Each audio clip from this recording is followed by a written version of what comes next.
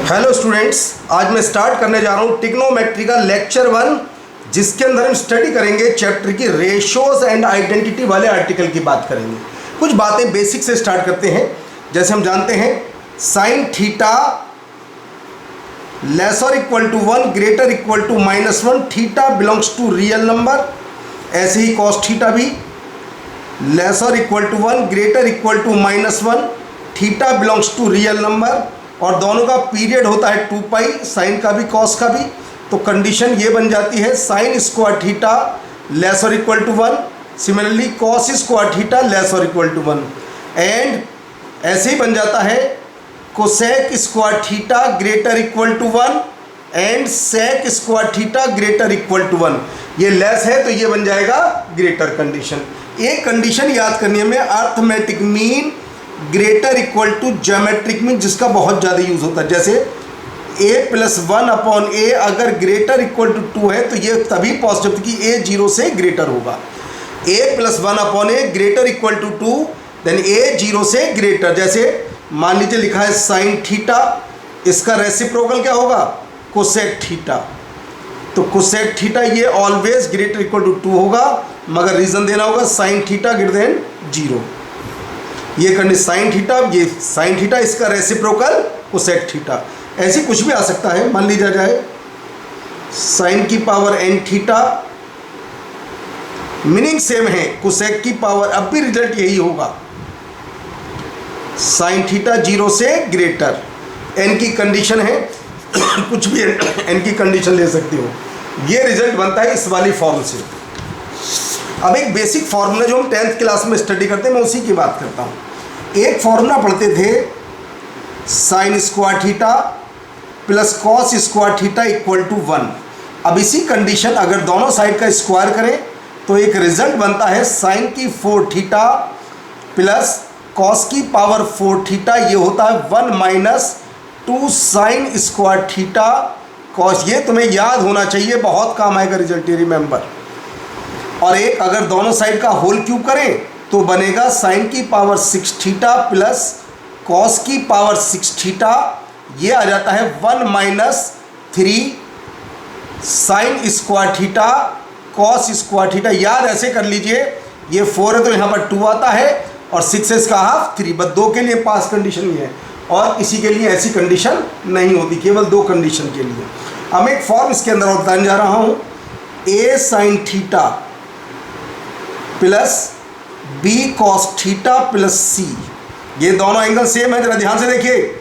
ये होता है less c plus root a square plus b square, यानी इसकी मैक्सिमम वैल्यू ये है, और ये है इसकी minimum value c minus root a square plus b square. बात याद रखिएगा, दोनों के एंगल थीटा हैं, दोनों सेम एंगल थीटा है, तभी कंडीशन पास है। मान लीजिए ऐसा आ जाए a और b 1, मान लीजिए हम कहें इसकी वैल्यू बताइए sine theta plus cos theta, तो देखिए a और b दोनों 1 और c की वैल्यू है 0, तो बस ये रिजल्ट आता है -√2 से √2 के बीच में इसकी वैल्यू लाई करती है sine theta plus cos theta.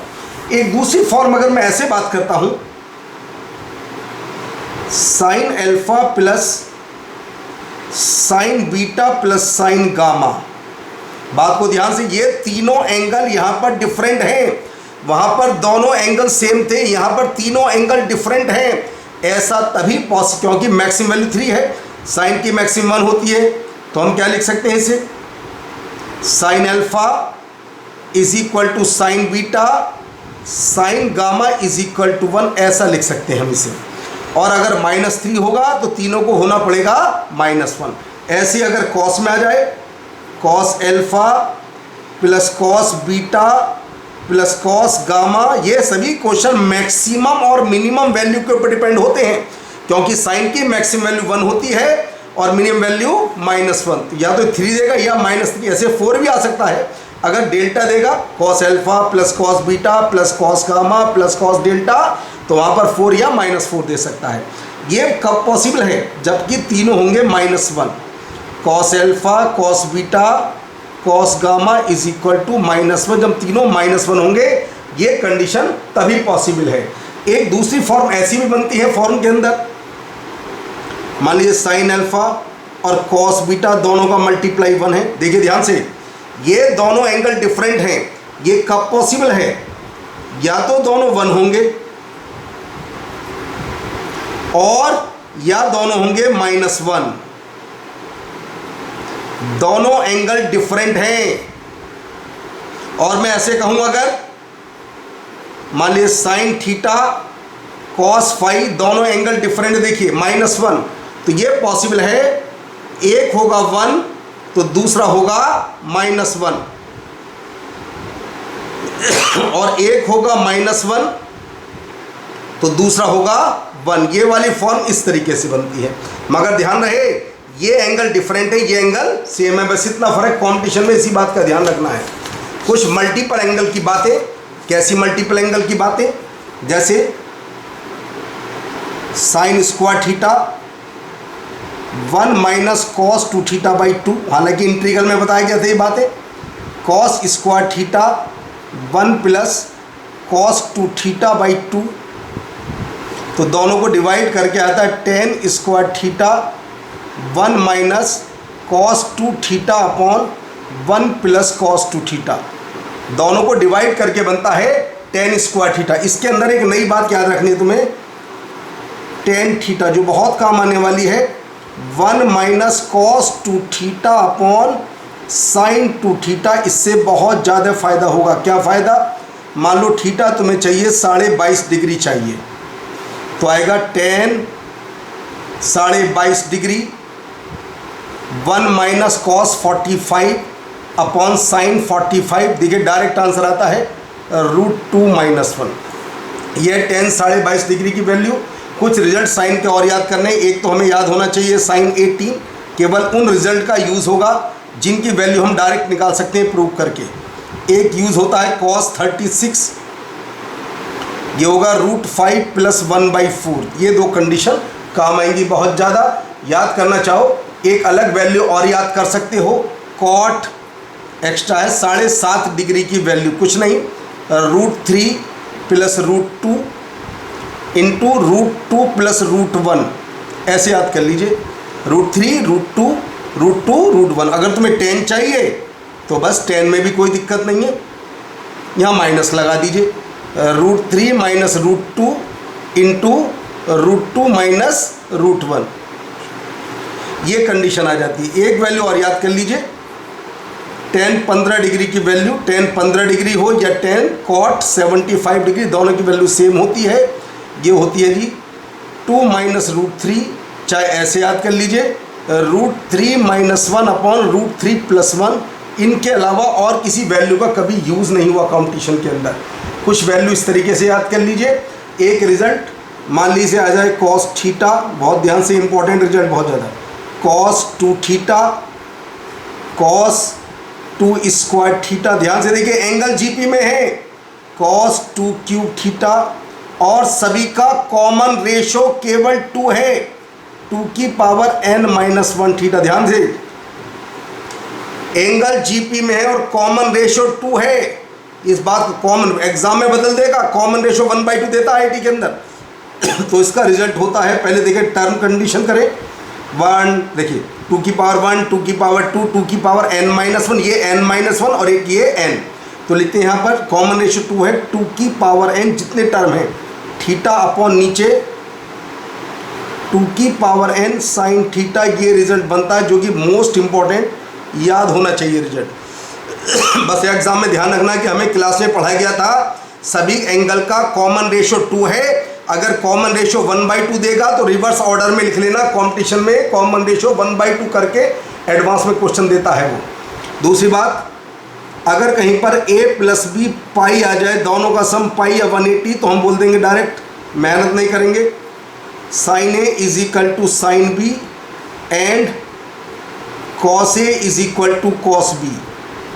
एक बात और, अगर ऐसा आ जाए a + b 90 डिग्री दोनों का सम, तो बस नाम बदल जाएगा, sin a = cos b and cos b = cos a, cos b = sin a, एक minute sorry, sin a cos b, कुछ भी लिख दीजिए, 10 हो कॉट बन जाएगा, कुछ भी आ जाए, sin a cos b और cos a साइन बी, नाम बदल जाता है, कुछ भी कर लीजिए, बस दोनों का सम π/2 होना चाहिए इस कंडीशन के अंदर। एक रिजल्ट ऐसा जो काम आता है बहुत ज़्यादा, क्या, अगर बेसिक कंडीशन साइन एन पाई अगर जीरो है, साइन एन पाई ऑलवेज जीरो होता है, एन बिलोंग्स टू इंटीजर। ऐसे ही कॉस एन पाई होता है -1 की power N, N belongs to integer. काम आता है बहुत ज़्यादा। मान लो तुम्हें कॉस पाई की वैल्यू चाहिए, बस एन को 1 रख दीजिए, -1 आ जाती है। साइन पाई, साइन 2 पाई, साइन 3 पाई, ये सब जीरो के इक्वल है। कोई भी कैसी भी कंडीशन आ जाए, इस तरीके से हम हर फॉर्म का रिजल्ट फाइंड कर सकते हैं, कोई भी क्वेश्चन कैसा भी आ जाए। तो चलिए क्वेश्चन शुरू करते हैं हम इस कंडीशन के ऊपर डिपेंड थ्योरी के बाद। पहला क्वेश्चन है a = sin square x plus cos की power 4x then 4 all real x हमें बताना वैल्यू। ये कन्फ्यूजिंग क्वेश्चन होता है बहुत ज़्यादा। पहली बात मैं लिखता हूँ साइन स्क्वायर एक्स को 1 माइनस कॉस स्क्वायर एक्स। बहुत ध्यान से इस कंडीशन को देखना है तुम्हें। कॉस की पावर 4x, जिसकी पावर ज़्यादा उसी में कन्वर्ट कर लिया मैंने। कॉस की 4x minus cos square x plus 1। इसको मैं परफेक्ट स्क्वायर बनाता हूँ। कॉस स्क्वायर एक्स -1/2 का होल स्क्वायर प्लस ये आता है जी 3/4। ये मैंने बनाया इसे परफेक्ट स्क्वायर। अब कंडीशन मुझे इसकी वैल्यू चाहिए। देखिए जी, कॉस स्क्वायर एक्स की दो वैल्यू होती है। कॉस स्क्वायर एक्स की वैल्यू होती है 0 और 1 के बीच में लाई करती है। शुरू में लिखवाया गया था 0 और 1 के बीच में लाई करती है। अगर मैं इसकी वैल्यू 0 निकालता हूँ तो 0 पर ये वैल्यू आती है 1। अगर मैं रखता हूँ इसके अंदर क्या जी 0, अगर मैं रखता हूँ इसकी वैल्यू 1 पर निकालता हूँ तो ये भी वैल्यू आती है 1। अब बड़ा कन्फ्यूज़न कि कौन सी वैल्यू मैक्सिमम है और कौन सी वैल्यू मिनिमम, दोनों वैल्यू सेम है। तो ऐसे केस को करने का तरीका क्या होता है, एक तो वैल्यू 1, मुझे अभी ये नहीं मालूम कि ये वैल्यू कौन सी वैल्यू है, ये मैक्सिमम वैल्यू है या ये मिनिमम वैल्यू है। ग्राफ कैसे भी सकता है, ऊपर को भी चल सकता है ग्राफ, नीचे को भी। ये तो पता चल गया कि इसकी मिनिमम वैल्यू 3/4 है। ये तो 100% 3/4, किसी भी होल स्क्वायर की सबसे कम वैल्यू 0 होती है। तो पता चला मुझे ए की मिनिमम वैल्यू तो है 3/4 और मैक्सिमम वैल्यू क्या है जी इसकी 1। यानी कि ग्राफ की फॉर्म कुछ इस तरीके से है। देखो जरा,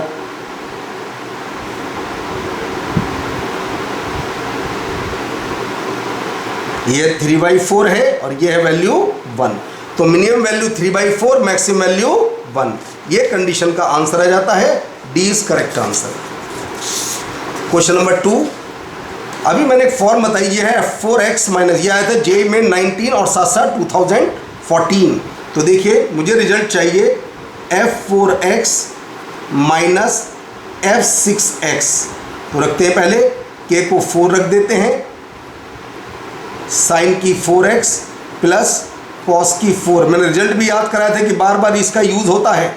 -1/6 साइन की 6x प्लस कॉस की पावर 6x। इसका रिजल्ट मैंने याद कराया था अभी। 1 - 2 sine square x cos square x -1/6 1 - 3 sine square x cos square x. यह आता है 1/4 - 1/2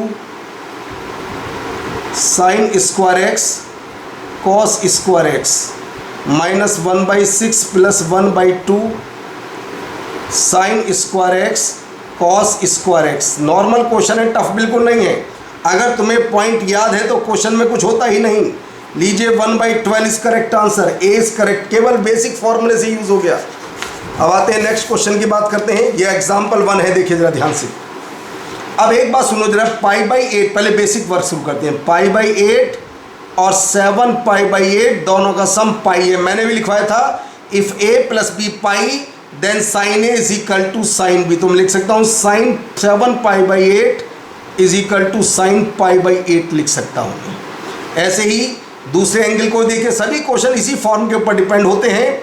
3π/8 प्लस 5π/8, ये भी पाई है। तो मैं लिख सकता हूँ साइन 5π/8 = साइन 3π/8, ऐसे लिख सकता हूँ। तो मेरा क्वेश्चन कन्वर्ट हो जाता है a = 2 टाइम्स साइन की पावर 4 π/8 डबल हो जाता है, प्लस साइन की पावर 4 3 π/8। जरा ध्यान से देख लीजिए, क्योंकि साइन 7 π/8 साइन π/8 के इक्वल है और साइन 5 π/8 साइन 3 π/8 के इक्वल। दूसरी बात, अब जरा इन दोनों को ऐड करके देखता हूँ ये दोनों क्या बोलते हैं। ये पाई है जी, π/2, तो हम बोलते हैं जी साइन 3 π/8 बनेगा जी कॉस π/8 के इक्वल। तो रिजल्ट आ जाता है जी 2 टाइम्स साइन की 4 π/8 प्लस कॉस की 4 π/8। 2 टाइम्स इसका रिजल्ट वही साइन की 4 थीटा प्लस कॉस की 4 थीटा। 1 - 2 sine square π/8 cos square π/8। 2 minus बन जाता है 2 साइन π/8 कॉस π/8 का होल स्क्वायर। ये होता है साइन π/4 यानी कि 1/√2 का स्क्वायर आता है 3/2। देयरफॉर 2a = आ जाता है 3। 2a = 3, तो b इज करेक्ट आंसर।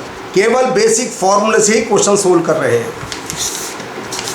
अब यहाँ पर कंडीशन कॉस की फॉर्म, मगर एंगल का सम पाई है। देखिए, अगर a + b पाई है तो कॉस a = होता है माइनस कॉस b। ध्यान रखना, माइनस आ जाता है इसके अंदर। जब a + b दोनों पाई अप्लाई करके देख सकते हैं, तो आता है जी 7 π/8 प्लस π/8 दोनों का सम पाई है। तो मैं बोलता हूँ कॉस, पहले ज़्यादा वाले एंगल को लिखते हैं, कॉस 7 π/8 = माइनस कॉस π/8। इस तरीके से लिख देता हूँ। और ऐसे ही 5 π/8 और देखिए 3 π/8 दोनों का सम भी क्या है, पाई। तो लिख सकता हूँ जी मैं कॉस 5 π/8 = माइनस कॉस 3 π/8। अब जरा सभी की वैल्यूज इसके अंदर पुट कर देते हैं। 1 plus cos π/8 into 1 plus cos 3 π/8 into 1 minus cos 3 π/8 into 1 minus cos π/8। Multiply करते हैं इसका इसके साथ और इसका मल्टीप्लाई इसके साथ, तो आता है sine square π/8 into sine square 3 π/8। ये आता है दोनों का मल्टीप्लाई। दूसरी बात, अगर दोनों के एंगल को मैं ऐड करता हूँ तो दोनों का सम आता है जी π/2। तो नाम बदल जाएगा, साइन 3 π/8 का बन जाएगा जी, ये होगा जी कॉस π/8 के इक्वल। वही कंडीशन, बेसिक फॉर्म। मैं कोई रिजल्ट यूज़ नहीं करता हूँ इसके अंदर। तो आता है sine square π/8 into cos square π/8।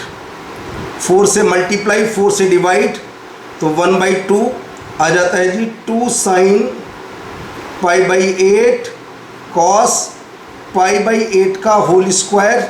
याद रखिएगा, ये हो जाएगा साइन π/4 का स्क्वायर, यानी कि आंसर आ जाता है 1/8। तो 1/8 is correct answer. C is correct answer. देख लीजिए ध्यान से, बहुत आसान क्वेश्चन है। अगर तुम्हें फॉर्म याद है तो क्वेश्चन में कुछ नहीं है। ये बहुत ज़्यादा इंपॉर्टेंट क्वेश्चन है, इसके आने के चांस एडवांस में भी बहुत ज़्यादा हैं। 3 स्क्वायर क्वांटिटी का सम 0 कब होता है? जब वो सारी क्वांटिटी अलग अलग 0 हो जाएं। साइन θ1 भी 0, साइन θ2 0, साइन θ3 0। तो इसका मतलब सपोज करो थीटा आता है m पाई, θ2 आता है n पाई और θ3 आता है जी p पाई। और लिख देते हैं where m n p belongs to integer. ये सब इंटीजर हैं, तो मुझे इसकी वैल्यू की बात करनी है। Cos θ1 plus cos θ2 plus cos θ3, यह आता है कॉस m पाई। अभी लिखवाया था cos n pi cos p पाई। -1 की पावर m प्लस -1 की पावर n प्लस -1 की पावर p, ये आ जाता है जी। इसके रिजल्ट क्या क्या आते हैं? 3, अगर ये m n p सारे होंगे even तो आएगा 3। -3 कब होगा? अगर m n p सारे होंगे ऑड। तीसरा 1 कब होगा? m n तो होंगे even, और मान लीजिए एक है ऑड, 2 इवन 1 ऑड, -1 हो सकता है। अगर 2 हो जाए ऑड, 3 में से कोई से भी 2 और 1 हो जाए इवन। मैं तो एग्जाम्पल पे p का नाम बोला, तुम्हारे यहाँ पर कुछ भी हो सकता है। 2 इवन, कोई से 2 इवन 1 ऑड तो आंसर होगा 1, और 2 ऑड 1 इवन तो आंसर होगा -1। तो कहता कौन सा आंसर नहीं है, तो ये आंसर नहीं होगा, या तो आंसर होगा 3। ऐसे क्वेश्चन का पेपर में आ सकता मैक्सिमम वैल्यू बताओ, तो maximum value 3, minimum value -3।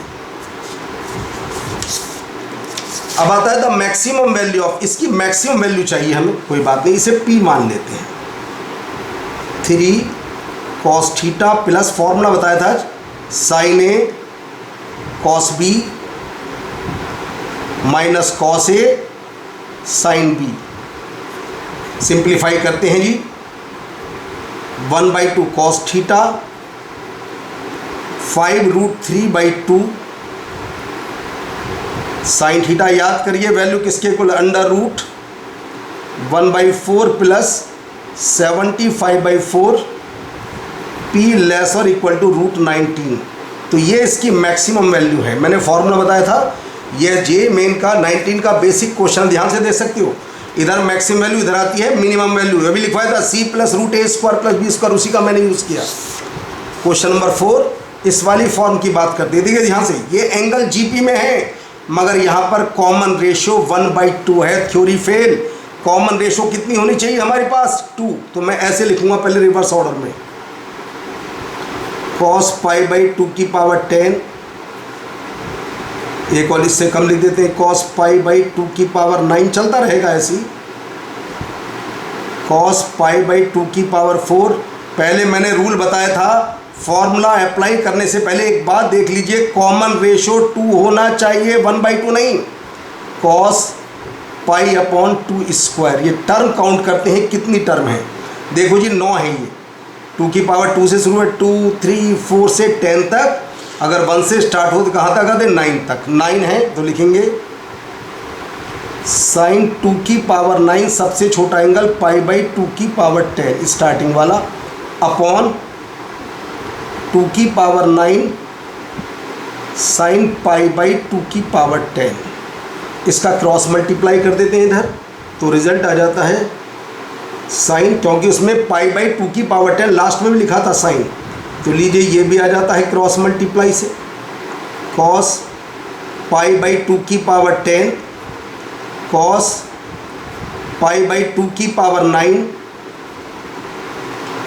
cos π/2 की पावर 4 cos π/2 की पावर 3 और cos π/2²।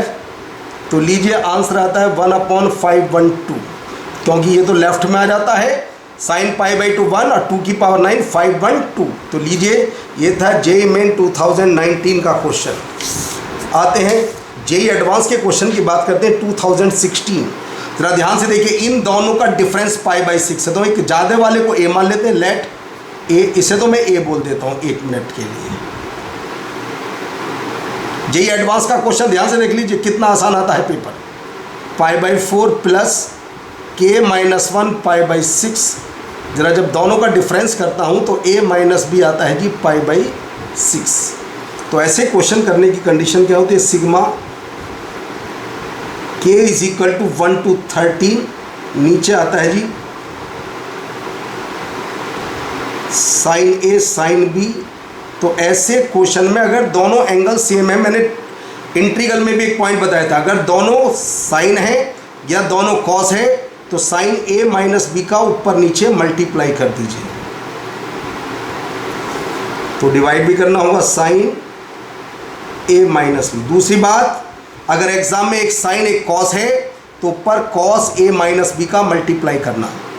अब क्या होता है जी, साइन ए माइनस बी π/6 तो आ जाता है 2 sigma K is equal to 1 to 13। अब देखिए sine a cos b minus cos a sine b तो आता है जी कॉट बी माइनस कॉट ए।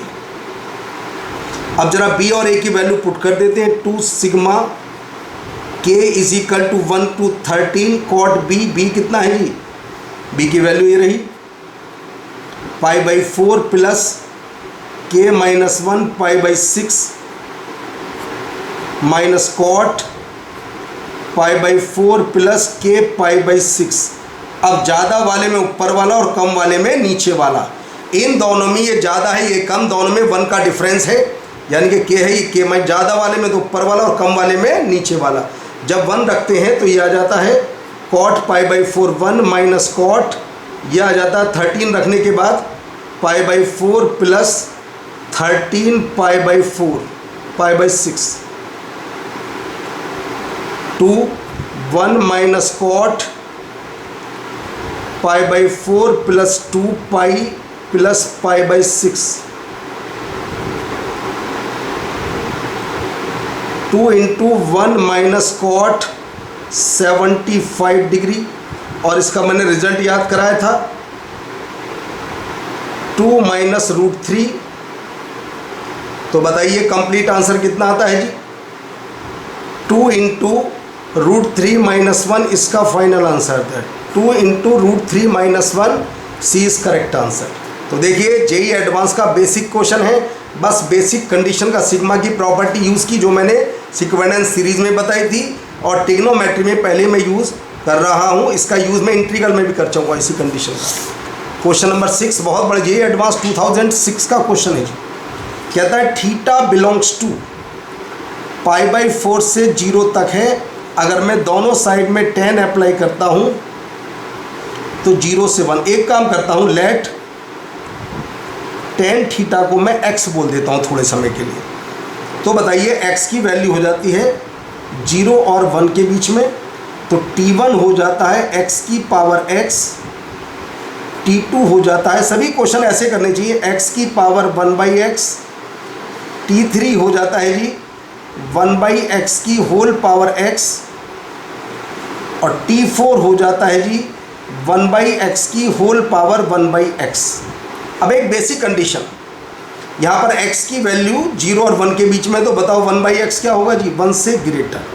मैथ ये कहता है अगर x की वैल्यू 0 to 1 है, मेरे एक मिनट, अगर p की वैल्यू 0 to 1 है तो पावर इंक्रीज करने पर वैल्यू डिक्रीज हो जाती है, और अगर p 1 से ज़्यादा है तो पावर इंक्रीज करने पर वैल्यू इंक्रीज हो जाती है। मान लो ऐसे लिख देता हूँ, मैं कुछ भी लिख सकता हूँ, अगर कोई चीज़ 0 to 1 है तो उसकी पावर इंक्रीज करने पर वैल्यू डिक्रीज होती है, और 1 से ग्रेटर है तो पावर इंक्रीज करने पर वैल्यू इंक्रीज होती है। तो यहाँ पर देखते हैं जी, देखिए जी t1 t2 की बात करते हैं, x होगा 1/x से कम, x होगा 1/x से कम क्योंकि 1/x ज़्यादा है। अब नीचे वाली चीज़ 1 से कम है, तो x की पावर x और x की पावर 1/x, जो ज़्यादा है देखिए ये ज़्यादा है 1/x, तो साइन बदल जाएगा। अगर नीचे वाली चीज़ 0 और 1 के बीच में है, पावर इंक्रीज करने पर वैल्यू डिक्रीज हो जाती है, तो ये रिवर्स ऑर्डर बन जाएगा जी, पावर इंक्रीज करने पर वैल्यू डिक्रीज हो जाती है। ये चीज़ इससे ज़्यादा है, अगर नीचे वाला 0 और 1 के वैल्यू इंक्रीज करने पर कंडीशन, तो x की पावर 1/x क्या था जी, तो आ गया हमारे पास t1 greater than t2, t1 greater than t2 आता है जी। देखते हैं जी किस किस ऑल्टरनेट के अंदर t1 ग्रेटर देन t2 है, पहले में है जी, दूसरे में है, तीसरे में है, मगर चौथे में नहीं है, तो ये डी आंसर तो कभी नहीं आएगा जी। अब देखते हैं हम t3 t4 को कंपेयर करके जी, देखिए जी 1/x x से ज़्यादा है, और हमें मालूम है 1/x 1 से ज़्यादा है, तो 1 से ज़्यादा अगर पावर ज़्यादा होगी तो इंक्रीज़ करेगा, देखिए जी ये कंडीशन होगी। अगर बेस 1 से ज़्यादा है, पावर इंक्रीज़ करने पर वैल्यू इंक्रीज़ करेगी, तो हमें पता चल जाता है t4 किससे ज़्यादा है जी, t3 से। अब देखो जी t4 t3 से ज़्यादा किसके अंदर है, पहले में तो नहीं है जी, दूसरे में है जी, तीसरे में भी नहीं है जी, तो हमारा 20 करेक्ट आंसर। ये आ गया T1 T2 से ज़्यादा और T3 T4 से ज़्यादा। अगर T3 T1 को भी कंपेयर करना चाहो तो उसे भी आराम से कंपेयर कर सकते हो। तो पता चल जाता है T1 T2 से ज़्यादा और T4 T3 से ज़्यादा। तो ऐसा केवल एक ऑल्टरनेट बी के अंदर दिखाई देता है। अगर मैं कंडीशन को थोड़ा और चेंज करूं, कैसे भाई देखते हैं। T4 तो T3 से ज़्यादा, बिल्कुल सही है। इन दोनों को और कंपेयर, T3 T1 की बात करता हूं। T3 T1 में क्या है, देखिए जी, T1 है जी x की पावर x और जी T3 है x की पावर -x। बेस दोनों का 0 और 1 के बीच में x -x से ज़्यादा है। पावर इंक्रीज करने पर वैल्यू डिक्रीज हो जाती है, बात बताई थी अभी। तो पता चल जाता है T1 less than T3, T1 less than T3। तो हमारा बी आंसर कंप्लीट सही आ जाता है। T4 T3 से ज़्यादा और T3 T1 से ज़्यादा, T1 T2 से ज़्यादा। The number of ordered pair, बहुत बढ़िया क्वेश्चन है। एल्फा बीटा माइनस पाई से पाई के बीच में बिलोंग करते हैं, कॉस एल्फा माइनस बीटा। तो देखिए एल्फा माइनस बीटा 0 होगा या 2 पाई होगा या 4 पाई, चलता रहता है, कुछ भी हो सकता है। मगर केवल 0 ये भी नहीं होगा, ये भी नहीं होगा। क्यों? क्योंकि एल्फा माइनस बीटा अगर दोनों का डिफरेंस 2 पाई से लेस होगा, 2 पाई के इक्वल नहीं होगा। तो आ गया जी alpha is equal to beta का, मुझे मालूम चला एल्फा बीटा के इक्वल है। अब कॉस एल्फा प्लस बीटा ये है, तो मैं 2 अल्फा 1 अपॉन ई रख देता हूँ। ई कौन सा? एक्सपोनेंशियल वाला, 2.7128283182 जो चलता रहता है। ई की वैल्यू ये होती है, ये ई वाला ई है। कॉस 2 अल्फा, देखिए कॉस का पीरियड पाई होता है, 2 पाई होता है। कॉस 2 अल्फा का पीरियड कितना होगा? पाई। 2 से डिवाइड कर देते हैं। कॉस थीटा का पीरियड पाई, सॉरी 2 पाई, और कॉस 2 थीटा का पीरियड मैं लिख देता हूँ। कॉस थीटा का पीरियड होता है 2 पाई, तो कॉस 2 थीटा का पीरियड कितना होता है? पाई। यानी कि इसको थीटा लाने के लिए 2 से मुझे डिवाइड करना होगा पाई। तो मैं इसे ग्राफ बनाऊंगा, दोनों के अलग अलग ग्राफ। पहले तो कॉस 2 अल्फा का ग्राफ लीजिए,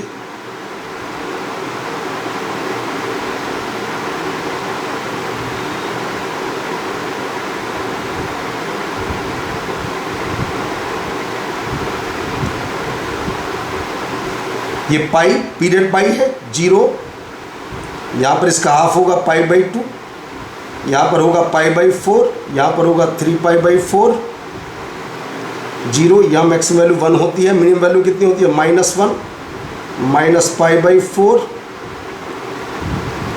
-π/2, -3π/4 और ये -π, ये बन जाता है जिसका ग्राफ।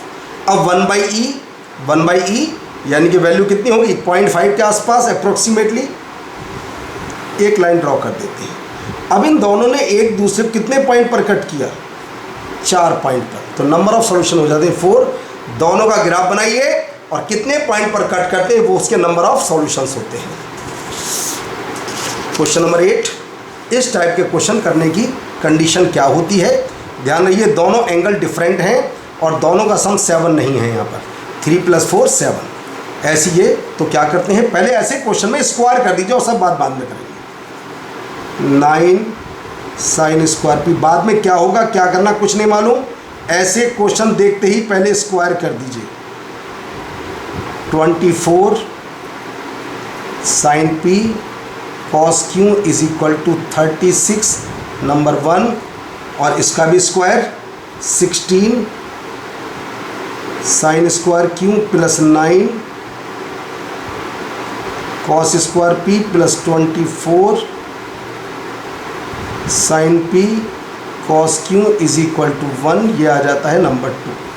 मुझे चाहिए, देखिए तीनों एंगल का सम पाई होता है, p + q + r पाई। तो हम कोशिश करेंगे कि दोनों को प्लस करने पर या माइनस करने पर हमें क्या चाहिए, हमें p + q आ जाए। देखो sin a cos b + cos a sin b वाला फॉर्मूला, तो दोनों को ऐड कर देता हूँ। 1 + 2 तो 9 + 16 25, तो आता है 24 sin p + q is equal to आता है जी 37 माइनस 25 यानी कि 12, तो आता है जी साइन P प्लस क्यू आ जाता है जी 1/2। तो हम बोलेंगे P प्लस क्यू या तो होगा जी 30 डिग्री यानी कि π/6 और या होगा जी 5π/6। कौन सा सही है नहीं मालूम, P प्लस क्यू π/6 और 5π/6।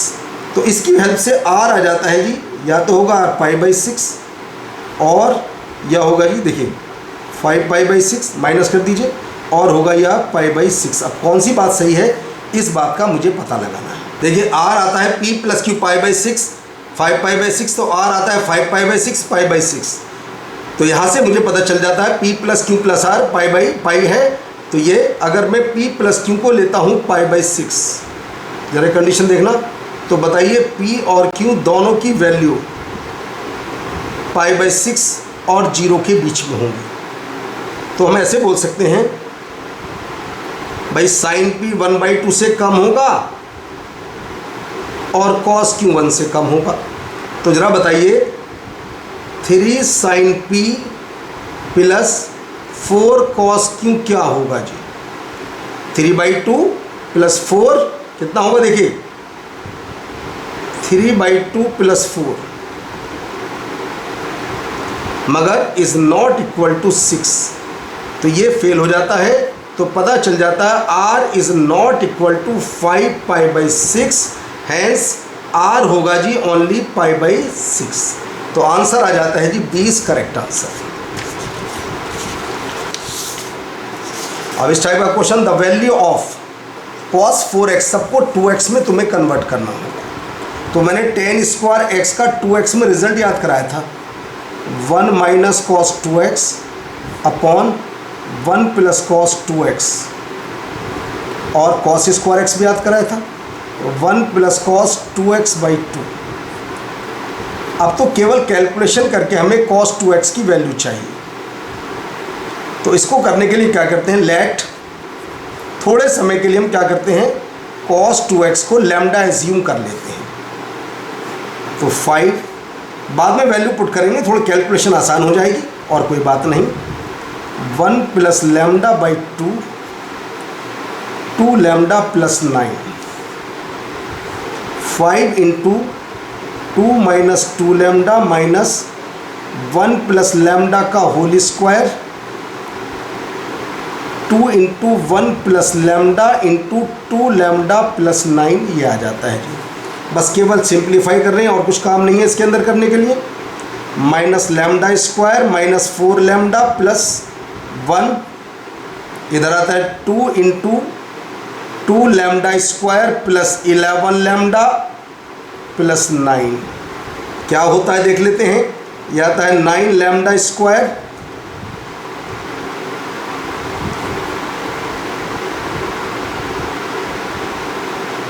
(42 lambda) plus 13 equal to, factor कर लेते हैं जी। देखो फैक्टर होंगे 39 और 3, lambda plus 3 lambda plus 13 equal to 0। Solve करते हैं तो एक तो आता है जी 3 लैम्डा प्लस 13 और एक आता है 3 lambda plus 1। Lambda is not equal to -13/3। क्यों? कॉस की वैल्यू -1 से 1 तक के बीच में लाई करती है, ये तो ज़्यादा वैल्यू हो जाती है।